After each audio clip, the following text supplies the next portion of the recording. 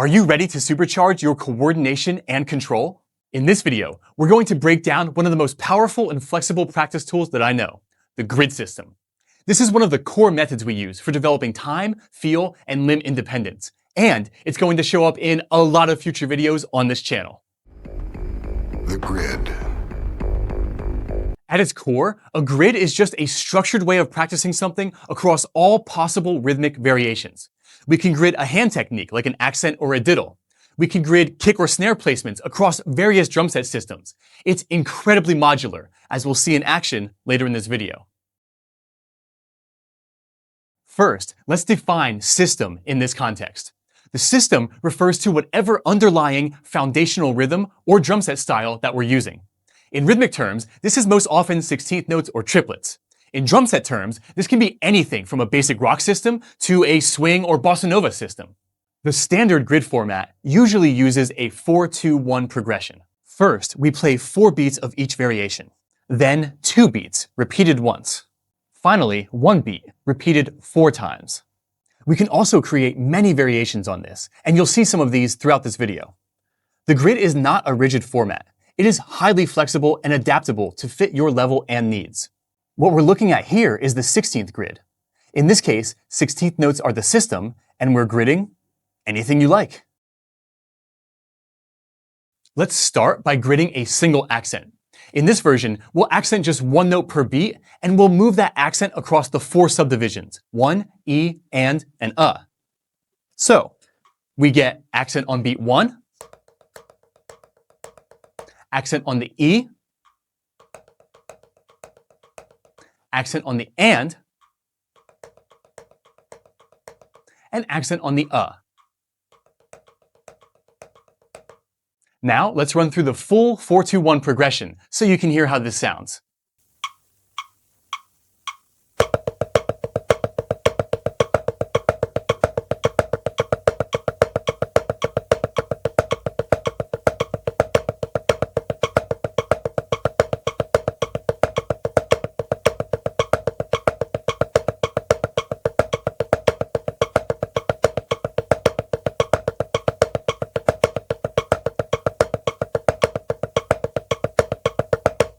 Note that I'm using alternating sticking.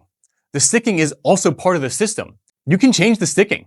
We could follow the same 16th grid, but with paradiddle sticking. The possibilities are practically endless. Before we move into more complicated variations, let's talk about check patterns.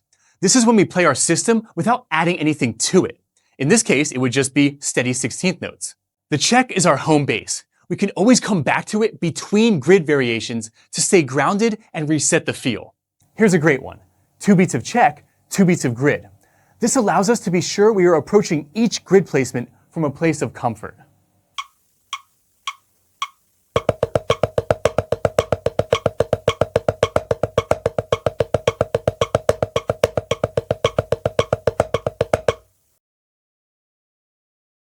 To reinforce this concept, let's change the technique.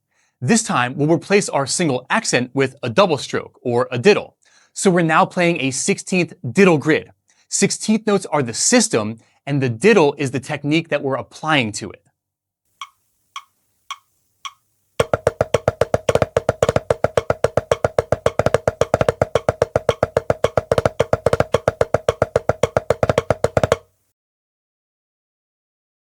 Now, let's get spicy and combine both ideas. Keep the accent on the downbeat and move the diddle around the grid. This creates a flowing hybrid pattern, great for developing rudimental control and soloing.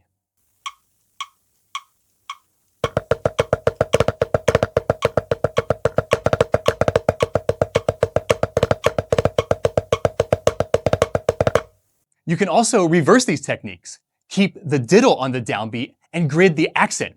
Both are great exercises. Now, we'll take the grid system and apply it to full drum set coordination. Let's start with a basic rock beat. So, hi-hat plays steady 8th notes, snare on 2 and 4, and we'll grid the kick drum on the 16ths. We're going to use the same grid idea. 1 kick per beat, moving that across the subdivisions. This is a great way to build the clarity and control of your kick placement. Note that here is where we get into variations on this 4-2-1 system. We could apply that here and it would look like this.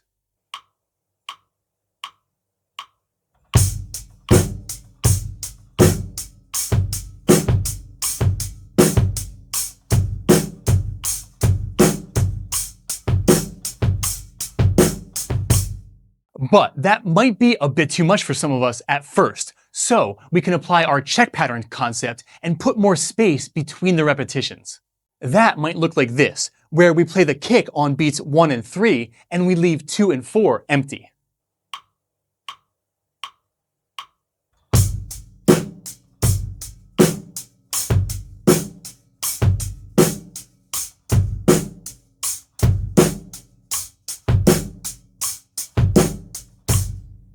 Or we might apply our 2+2 approach from earlier, 2 beats of system followed by 2 beats of kick placement.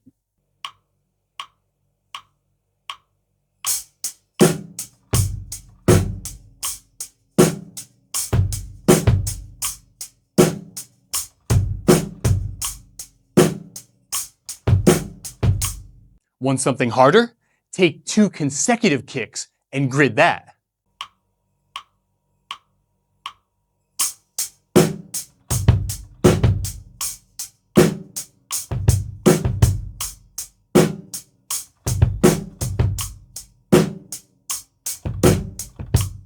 Again, the variations are endless, and you should start from a place of comfort and success and build from there.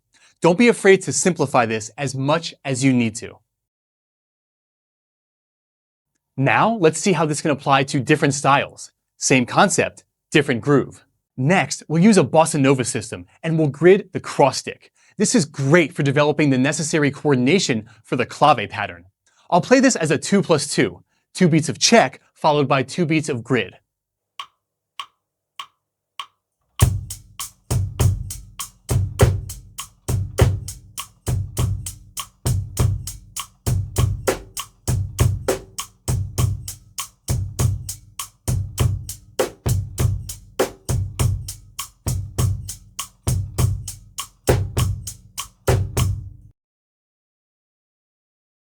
Let's finish with a swing version.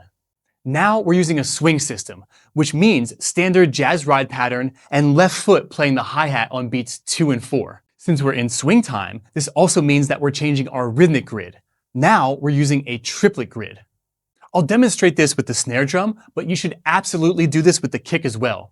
I'm also going to put more space in between each repetition. I'll play just 1 note per bar and move that note bar by bar.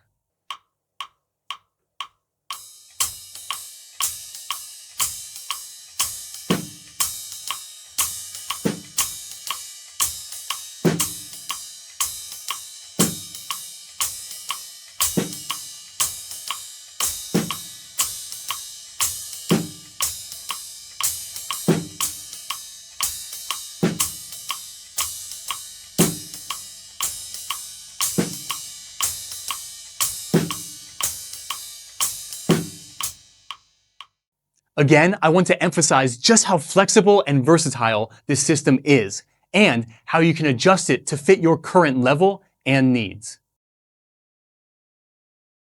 This was just the tip of the iceberg. Grids are one of the most powerful tools that I know, and once you start using them, you'll understand their power too. We'll be using this concept a lot on this channel, so bookmark this video and keep it handy as a reference. And if you want a free PDF of all the grid variations I demonstrated in this video, plus more, you'll find that on my Patreon page, link in the description. If you have any questions, or you want to share your own favorite grid variations, drop them in the comments. Thanks for watching, and I'll see you in the next one.